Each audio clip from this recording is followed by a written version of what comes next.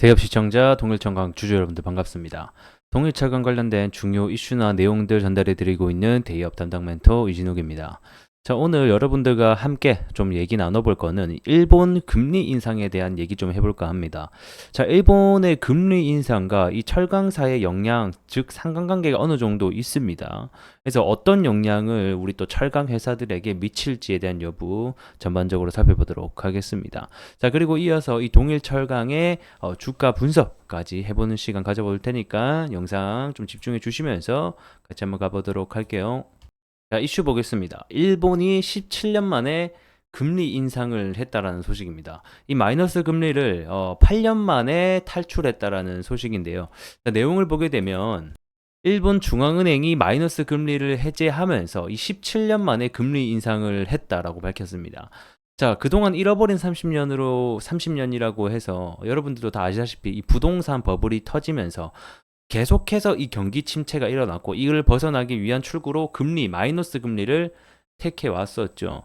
자, 그러다가 이번에 이 0.1%를 마이너스 0.1%를 좀 벗어나서 이제는 금리 0.1%로 올리기로 했습니다. 자, 비록 이 금리가 0.1%로 올라가면서 높은 수치로 올라간 건 아니에요. 극히 조금 미미한 수치로 올라가긴 했지만 마이너스 금리를 벗어났다라는 것 자체가 좀 큰 의미가 있을 것 같습니다.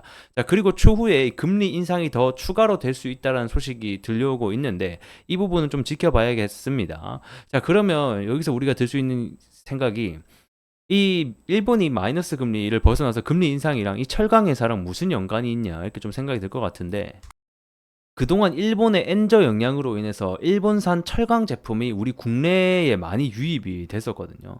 이 국내로 수입된 일본 열연 강판 같은 경우에는 전년 대비 29% 거의 30% 가까이 늘었고요. 그리고 이 일본산 철근 수입량을 보게 되면 작년 대비 44%나 증가를 했습니다.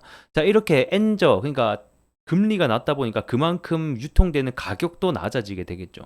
그러다 보니까 당연히 우리 국내 철강 업체들에게는 특히 이 포스코라든지 현대제철 같이 좀 이 철강을 만드는 회사에게는 좀 직격타가 될 수밖에 없었을 것 같습니다. 가격으로만 보게 되면 일본계 톤당 한 73만 원 정도 하고요. 그 다음에 이 국내산이 톤당 현재 88만 원 정도에 거래가 되고 있는데 아무래도 이러한 가격 경쟁력이 또 있게 되고 품질도 솔직히 크게 밀리는 건 아닙니다. 아무래도 품질도 괜찮고 가격 경쟁력도 있다 보니까 그동안 이 수입산에 대한 제품을 우리가 많이 사용을 해왔는데 이제 앞으로 이 금리 인상이 되게 되면서 이 수입 제품의 가격도 올라갈 수 있지 않을까 이렇게 좀 전망을 해보겠습니다. 자, 이렇게 금리 인상이 지금 현재는 0.1%로 굉장히 미미해서 사실상 큰 영향은 없을 거라고 보고 있어요. 하지만 중요한 것은 앞으로 금리 인상이 계속됨에 따라서 이 철강 수입산의 가격도 같이 올라갈 수 있다라는 거겠죠. 자, 그렇게 봤을 때 지금 현재 이 수입산 중국, 일본 이것 때문에 뭐 현대제철이나 그 다음에 여기 포스코 같은 그 사람들이 이 반덤핑 제소 여부라고 해서 더 추가적으로 세금 매기는 이 부분을 지금 또 하고 있거든요. 그래서 이러한 철강 업계에 좀 화두가 되고 있는 부분들이 있다. 이슈가 되고 있는 부분들이 있다. 이렇게 알고 계시면 좋을 것 같습니다. 자, 그러면 이러한 영향이 우리 지금 이 종목에는 어떤 영향을 끼치는지 보게 되면 이 사업 부분의 매출을 보게 되면 이 마봉강이라고 해서 본강유를 만드는 그러니까 반제품 빌렛을 받아와서 이 2차 가공을 본강으로 만들고 그거를 다시 재가공해서 뭐 여러 가지 부품에 만드는 업체 그러니까 중간 가공업체라고 보시면 됩니다. 조금 더 이해하기 쉽게 말씀드리면 현재 여기 보면 형광, 본광 있죠. 요거를 만드는데 이 형광, 본광을 만들기 전에 이 반제품이라고 하는데 이 빌렛과 블룸 요거를 가지고 이렇게 형광, 본광을 가공을 통해서 하거든요. 그러면 이 결국에는 원재료를 어디서 갖고 오는지가 이 회사에게는 굉장히 중요할 것 같고 이 형광이랑 본광을 다시 재가공을 해서 우리 막 산업용에 들어가는 부품들 뭐 밸브라든가 샤프트, 기어, 뭐 베어링 등등등에 이제 들어가게 되는 구조라고 보시면 됩니다. 자, 그러면 이 회사가 지금 원재료 사업 부분을 보게 되면 이 수입산의 본강 부분이 61%로 가장 많거든요. 빌렛도 보게 되면 21%고 80 거의 3%를 수입산에 지금 의존을 하고 있는 거예요.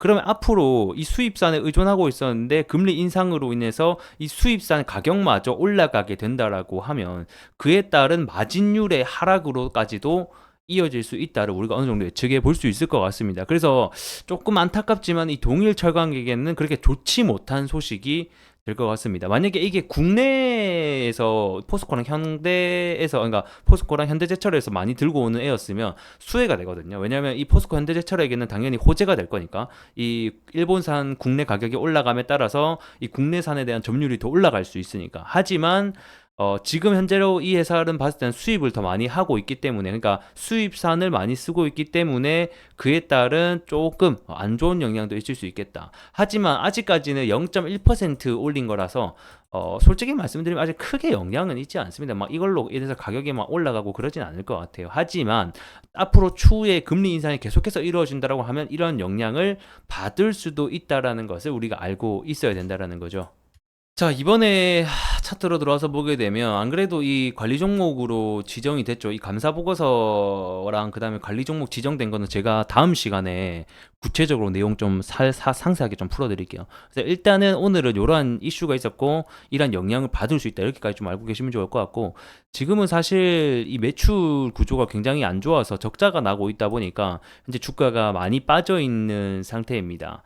자, 그래서 지금 현재는 바닥이 어느 정도 잡혀져 있지 않은 상태고, 저번 코로나 사태 때 마지막 가격이 779원대, 그러니까 780원대에서 800원대 사이였기 때문에 우선적으로 1차적으로는 이 800원대 가격을 좀 잘 지켜주는 게 우리 동일철강에는 가장 중요할 수 있는 부분이 되겠고, 그 다음에 얘네가 지금 납품하고 있는 전방 산업에 대한 수요라든지 이런 것도 조사를 결국 해야 되는 거거든요.